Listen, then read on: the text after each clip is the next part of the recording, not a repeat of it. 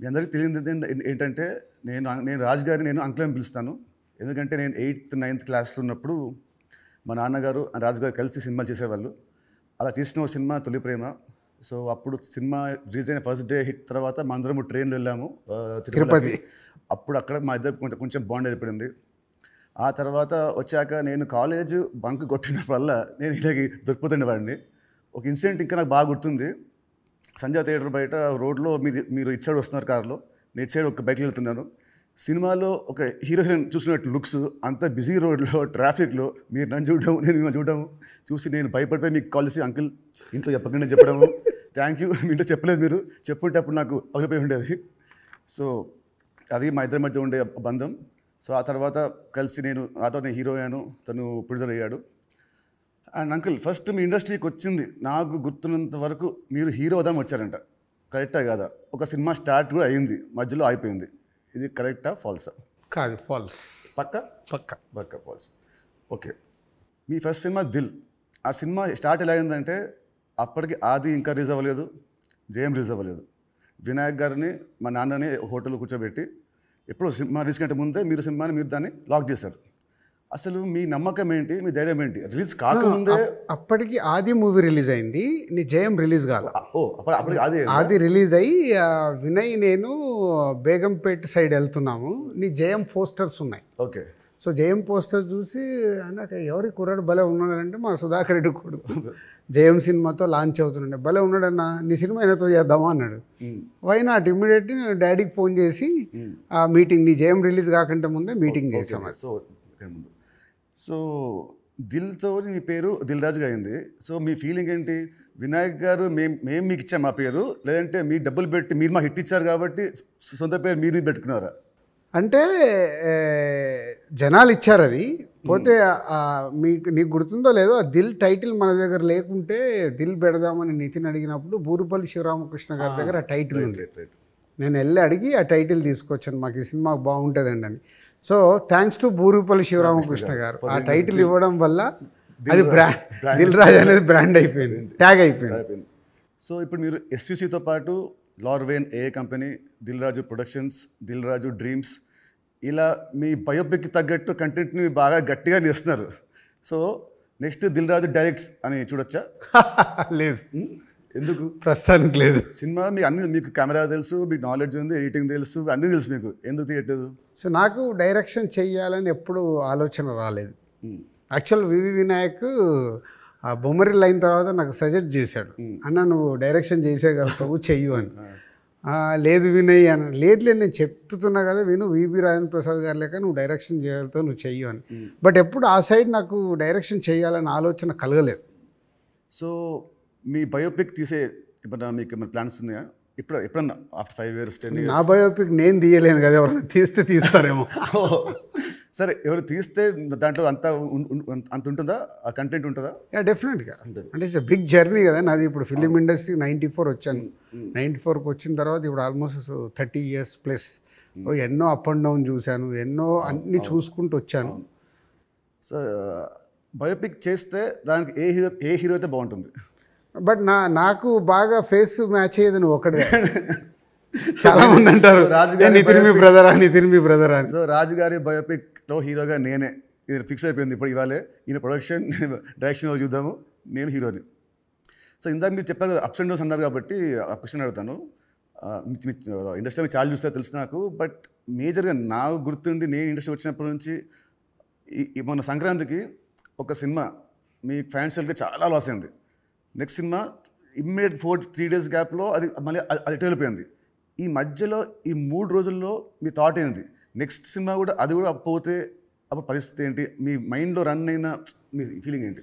లేదు, అంటే నాకు ఇప్పుడు 10th సినిమా రిలీజ్ అయినప్పుడు నాకు అర్థమవుతుంది ఫైనాన్షియల్గా ఇది డ్యామేజ్ జరగబోతుంది. సో అటు డిస్ట్రిబ్యూటర్స్ అందరు కూడా లోలో ఉన్నారు. పోతే 14th రిలీజ్ అవుతున్న సినిమా షూర్ షాట్గా సూపర్ హిట్ అని చాలా గట్టి నమ్మకంతో ఉన్నాను. అంటే 90% నీకు తెలుసు, నేను ఎడిటింగ్ రూమ్లో చూసినప్పుడే నాకు చెప్పగలుగుతాను సినిమా వర్క్ అవుతుంది అవ్వట్లేదు. అట్లా సంక్రాంతికి వస్తున్నాం అనే సినిమా మీద ఐఎమ్ ఫుల్ కాన్ఫిడెంట్గా ఉన్నాను. సో ఆ 3 days అదే ఎనర్జీతో ఉన్నాను. ఎస్, నో ప్రాబ్లం, ఒకటి వస్తుంది. ఇది ఎంత డ్యామేజ్ అవుతుంది, అది ఎంత రికవర్ చేస్తారో నంబర్స్ తెలియదు. బట్ అది మ్యాజిక్ అనేది ఇట్స్ ఎ మిరాకిల్. బట్ ఆ పీరియడ్లో యూఆర్ కాన్ఫిడెంట్ కాన్ఫిడెంట్ మళ్ళీ ఇది అయిపోయింది మళ్ళీ నేను అంటే ఒక సినిమా రిలీజ్ ముందు నాకు మేబీ నా సిక్స్త్ సెన్స్ కావచ్చు, చూస్తున్న కంటెంట్ వల్ల కావచ్చు, చెప్పగలుగుతాను 90% మిస్ అవ్వను. సో దిల్ చేయడం వల్ల మీరు దిల్ రాజు అయ్యారు. బట్ నా దృష్టిలో మీరు బిల్ రాజు. ఎందుకు చెప్తాను. యాక్చువల్లీ చాలామంది ఆడియన్స్ కూడా చెప్పాలి ఇది. మామూలు చూస్తాను లాస్ట్ గత 1 year నుంచి మీ మీద వచ్చే నెగటివ్ ట్రోల్స్ కానీ ఇవన్నీ ఏవో వస్తుంటాయి కదా మామూలు ఆర్టికల్స్ అవి. 2005లో నేను సినిమా వేసాను, రామ్ సినిమా. అది రిలీజ్కి ఫైనాన్షియల్గా మేము చాలా అప్పుడు రిలీజ్కి మేము కొంచెం ఇబ్బందులు ఉండే. అండ్ అప్పుడు మాకు టర్మ్స్ అంతా బాగాలేవు టర్మ్స్ మనకు. అయినా మీరు వచ్చి ఆ రోజు నైట్ ఒక పెద్ద అమౌంట్కి మీరు సైన్ చేశారు. సో టర్మ్స్ బాగాలేనప్పుడే మీరు నాకు హెల్ప్ చేశారు. ఇలాంటివి మీరు చాలామంది హీరోస్కి, చాలా ప్రొడ్యూసర్స్కి, డైరెక్టర్స్కి మీరు చాలా హెల్ప్ చేస్తారు. ఇది నాకు తెలుసు. సో ఈ మధ్య వచ్చి మీరు ఒక సినిమా బొక్కేస్తారంటే అది నాకు I want to clear to audience that ప్రతి సినిమా చిన్న పెద్ద లేకుండా అందరు హెల్ప్ చేసేవాడు మీరు. అండ్ దీంట్లో చాలా డబ్బులు మీకు చాలామంది మీకు వెనక్కి మీకు ఇచ్చారు లేరు కూడా నాకు తెలియదు. బట్ ఈ హెల్ప్ చేసిన ఇంతమంది మీరు కష్టాల్లో ఉన్నప్పుడు వీళ్ళు కూడా మీకు తిరిగి హెల్ప్ చేస్తారని అనుకుంటున్నారా?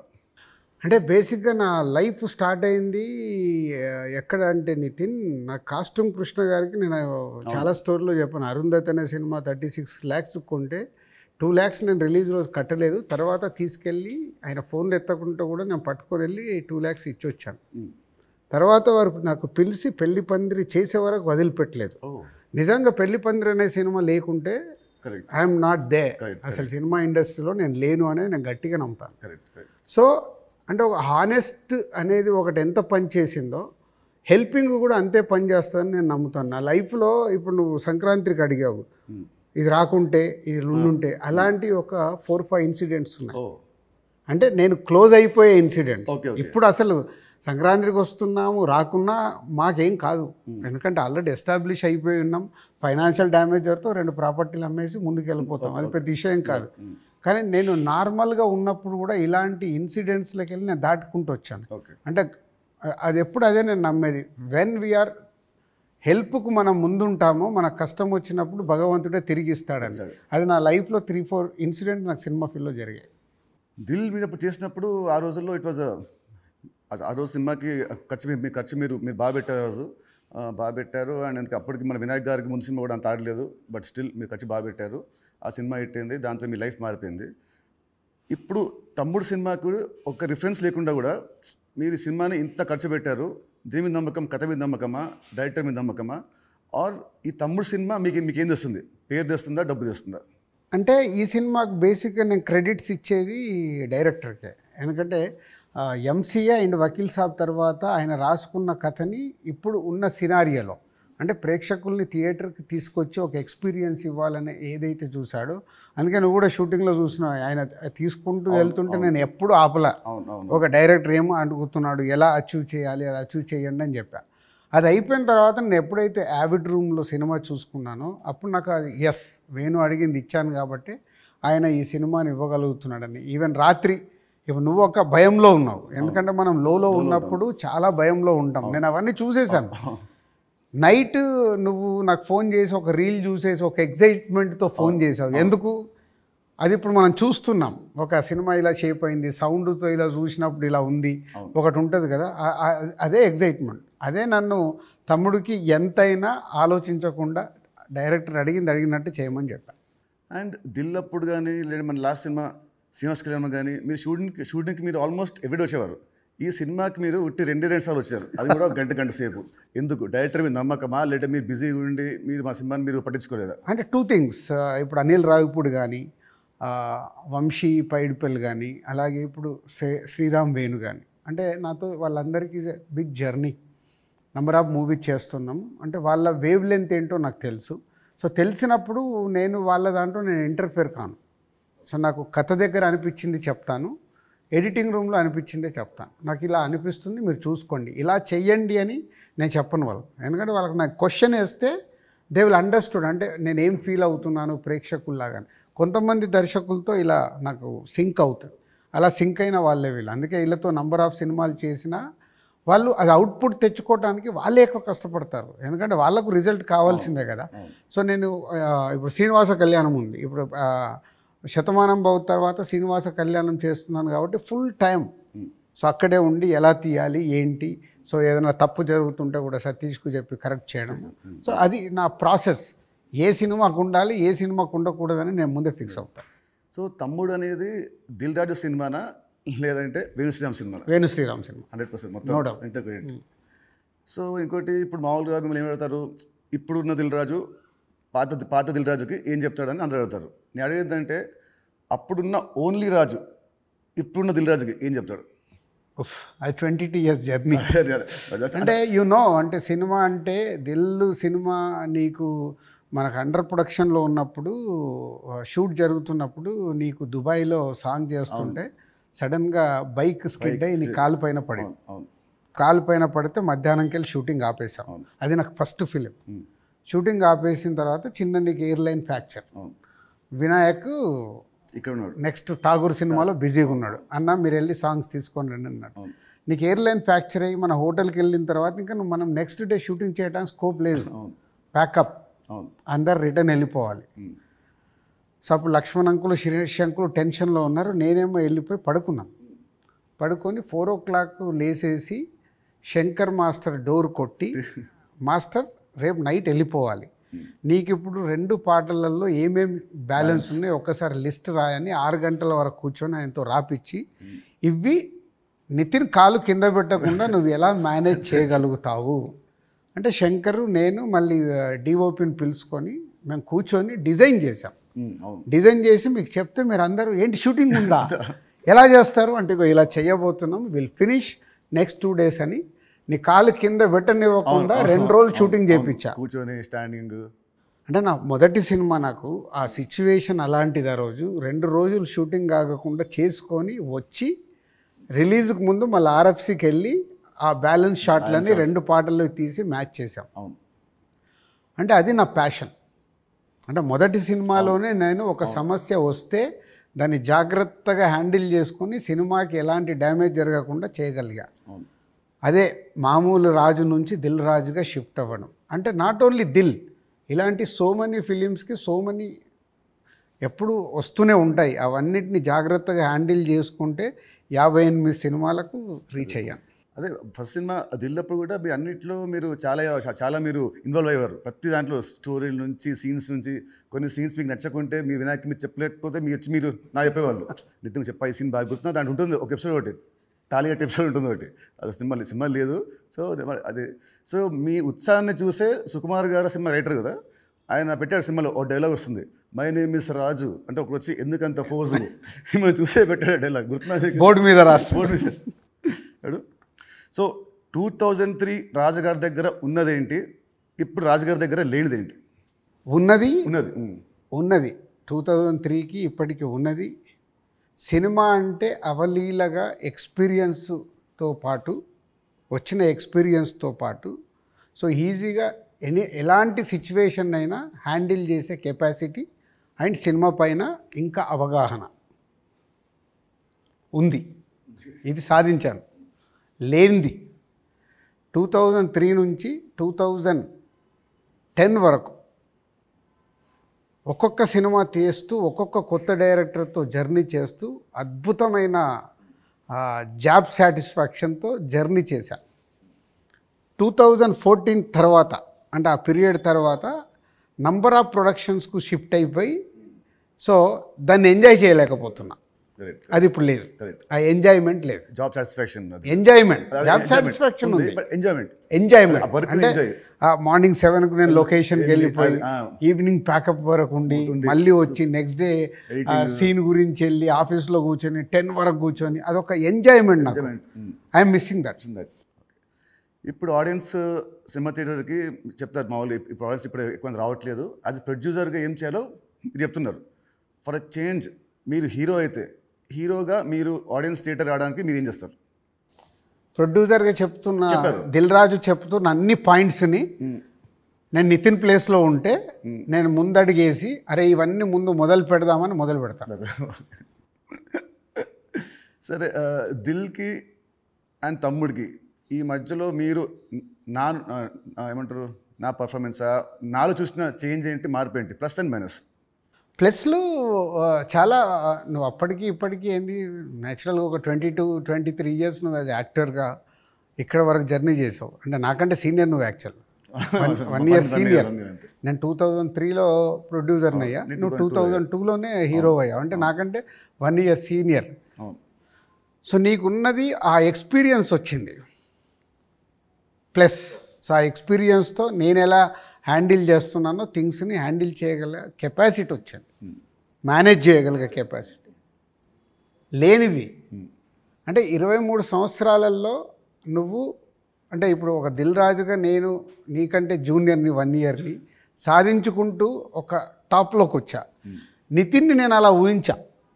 నేను దిల్ సినిమా చేస్తున్నప్పుడు, ఆర్య సినిమా చేస్తున్నప్పుడు బన్నీని, దిల్ సినిమా చేస్తున్నప్పుడు నిన్ను, అంటే వీళ్ళు నాకు ఫ్యూచర్ స్టార్స్ అని ఊహించా. కానీ నువ్వు ఆ మార్క్ అచీవ్ చేయలేకపోయావు, నువ్వు కోల్పోయింది అదే అనేది నా ఫీలింగ్. ఇప్పుడు తమ్ముడితో నాకు మళ్ళీ వస్తుందనుకుంటారా ఆ పూర్వ వైభవం? తమ్ముడితో సక్సెస్ఫుల్ హీరోగా వస్తావు, కానీ ఇది సరిపోదు. ఎల్లమ్మతో కొట్టాలి. సో దిల్కి సీక్వెల్ చేసే ప్లాన్ ఏమైనా ఉందా? ఎందుకంటే అదొక మంచి బ్రాండ్ వాల్యూ. మళ్ళీ వినాయక్ గారితో నాతోని దిల్ పార్ట్ 2 అంటే అప్పుడు ఫాదర్ క్యారెక్టర్ నువ్వు వేయాలి, కొడుకు క్యారెక్టర్ నువ్వు వేయాలి. ఉంది కదా, ఇలాగ సినిమాలో ఉంది కదా, ఇచ్చాం కదా మనం లీడ్. కరెక్ట్, సినిమాలో మనకు లీడ్ ఉంది, సినిమా లీడ్ ఉంటుంది. అది వేసుకొని లాస్ట్ సీన్ అదే ఉంటుంది, ప్రకాష్ రాజ్ గారిది ఫోటో మీదకి వెళ్ళి రివీల్ చేస్తే అలా చేయాలి. అప్పుడు 1 word ఆన్సర్స్ కావాలి. 1 word or 2 words మీ ఇష్టం. 1-2 words ఆన్సర్స్. మీకు చెప్తాను కొన్ని పేరు వినగానే మీకు వచ్చే ఫస్ట్ మీ థాట్స్. పవన్ కళ్యాణ్ గారు is my star. Mahesh Babu గారు. మహేష్ గారు మా ఇద్దరికి ఒక తెలువని అండర్లింక్ ఉంటుంది. ప్రభాస్ గారు ఈజ్ మై డార్లింగ్. ఎన్టీఆర్ గారు మై నాన్న. నాన్న అని పిలుస్తాను నేను. ఓ అదేంటి ఇంకేంటి? అది అప్పుడు తారక్తో డిస్ట్రిబ్యూటర్గా ఉన్నప్పుడు క్లోజ్నెస్ ఉండి బృందావనం చేస్తున్నప్పుడు అప్పటికి కొడాలి నానిగారు వీళ్ళందరూ తారక్తో ఉండేవాళ్ళు. వాళ్ళందరూ నాన్న నాన్న అని పిలిస్తే నాకు అది ముద్దుగా అనిపించేది. అంటే నాకు ఈ అవకాశం ఉంది కదా అని అప్పటి నుంచి నేను కంటిన్యూ. తారక్ నన్ను అన్న అంటాడు, నేను నాన్న అంటాడు. బాగుంది. చరణ్ గారు హిజ్ మెగాస్టార్ సన్. సో ఒక సినిమా అంటే ప్యాషన్గా మెగాస్టార్ సన్ అయినా ఎదుగుతూ వచ్చిన is star hero. Allu Arjun గారు. Bunny is my brother. Next Sirish Reddy గారు. శిరీష్ అందరికీ తెలిసింది మై బ్రదర్. పోతే మా ఇద్దరికి సినిమా దాంట్లో ఎప్పుడు ఒక కాన్ఫ్లిక్ట్లో ఉంటాం. అవునా? ఓకే. అంటే ఆలోచన విధానంలో కాన్ఫ్లిక్ట్గా మాట్లాడుతుంటాం, బట్ కన్క్లూడ్ చేస్తాం, రిజల్ట్ ఉంటుంది మాకు. About Venu Sriram.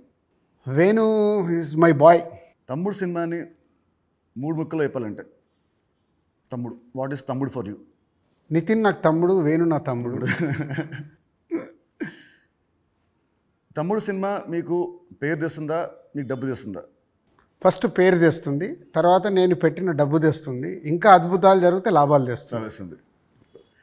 So July 4th cinema వస్తుంది తమ్ముడు. సో ఆడియన్స్కి మీరేం చెప్తారు? ఎస్, అన్ని ఇంటర్వ్యూలలో చెప్తున్నట్టే.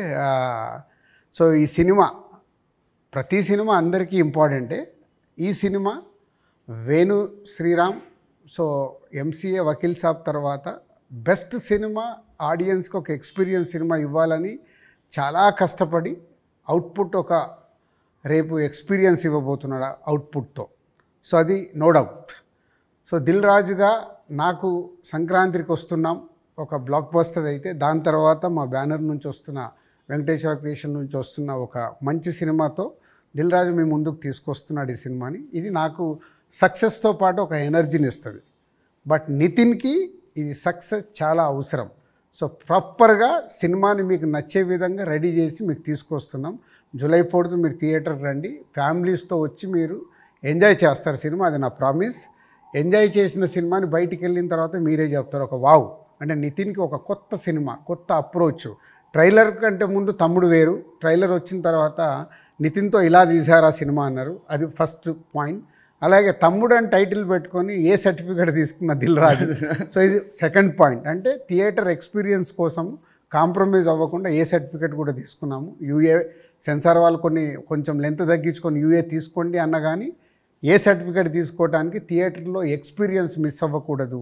ఏదైతే డైరెక్టర్ అనుకున్నాడో, నితిన్ ద్వారా ఏదైతే మీకు అందివ్వాలనుకున్నాడో, నితిన్ చుట్టూ ఒక 5 ఉమెన్ని పెట్టి ఒక కాన్సెప్ట్ ఫిలింగా 80% ఆఫ్ ద ఫిలిం మీకు ఫారెస్ట్లో ఉంటుంది. ఇది 24 అవర్స్లో జరిగే కథ. ఒక ఎక్స్పీరియన్స్ మట్టుకు డెఫినెట్గా ఈ సినిమాతో పొందుతారు. Please come and watch in theatres from July 4th.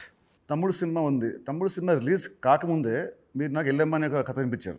మామూలు ఇండస్ట్రీలో ఉంటుంది, ఈ సినిమా హిట్ అయితే నెక్స్ట్ సినిమా చేస్తాము అని ఉంటుంది. మీకు ఏంటి మళ్ళీ మీ మైండ్ సెట్ ఈ సినిమా రిజల్ట్తో సంబంధం లేకుండా నాతో నెక్స్ట్ సినిమా చేస్తున్నారు, ఇమీడియట్ సినిమా? సేమ్ నాకు సుబ్రహ్మణ్యం ఫర్ సేల్ జరుగుతుంది తేజుతో. అనిల్ రావిపూడి పటాస్ రిలీజ్ అయింది. పిలిచి అనిల్ని సినిమా చేస్తా అన్నప్పుడు సుబ్రహ్మణ్యం ఫర్ సేల్లో ఒక సాంగ్ చూపించి ఈ హీరోతో సినిమా చేద్దామని చెప్పా. అప్పటికే పిల్ల నువ్వు లేని జీవితం చేశాం గీత వాళ్ళతో కలిపి. So Subrahmanyam for sale cinema hit అవ్వబోతుందని నాకు అర్థమైంది. నాకు అర్థమై వైనాట్ అంటే పటాస్ పెద్ద హిట్ అయింది. సుబ్రహ్మణ్యం ఫర్ సేల్ హిట్ అయినప్పుడు వాళ్ళిద్దరు కలిస్తే సుప్రీం అయింది. సో ఇది అలాగే తమ్ముడుతో నితిన్కు మళ్ళీ సక్సెస్ వస్తుంది. బలగంతో ఆల్రెడీ వేణు సక్సెస్ కొట్టాడు. వీళ్ళిద్దరు కలిస్తే ఎల్లమ్మ అద్భుతంగా ఉంటుందని నా విజన్. ఓకే, మీ విజయం మనస్ఫూర్తిగా అవ్వాలని కోరుకుంటున్నాను. Thank you uncle, thank you so much. Thank you. Hit TV app, ఇందులో short news, live news, entertainment shows, movies, digital magazines తో పాటు మీ జిల్లా వార్తలను కూడా ఫ్రీగా చూడొచ్చు. ఇంకెందుకు ఆలస్యం, వెంటనే హిట్ టీవీ యాప్ ని డౌన్లోడ్ చేసుకుని ఫ్రీగా ఎంటర్టైన్మెంట్ పొందండి. Hit TV app. Hit TV app, please download hit TV app. Hit TV app ని ఫ్రీగా డౌన్లోడ్ చేసుకుని ఎంజాయ్ చేయండి. మీకు నచ్చిన ఎంటర్టైన్మెంట్ కోసం హిట్ టీవీ యాప్ ని ఫ్రీగా డౌన్లోడ్ చేసుకుని ఎంజాయ్ చేయండి. హిట్ టీవీ యాప్ ని డౌన్లోడ్ చేసుకుని ఆస్వాదించండి, ఆశీర్వదించండి. ఇంతమంది సెలబ్రిటీలు హిట్ టీవీ యాప్ ని డౌన్లోడ్ చేసుకోండి అని చెప్తున్నారంటే ఎంత మంచి యాప్ ఆలోచించండి. అమెరికా అమెరికా అమెరికా అమెరికాలో చదవాలనుకునే వాళ్ళకి విశ్వసనీయమైన పేరు మన శౌర్య కన్సల్టెన్సీ. UK లో 1 year masters, UK లో 1 year masters, 2 years work permit up to 5 years visa. Contact Saurya Consultancy. Contact 89851 89851.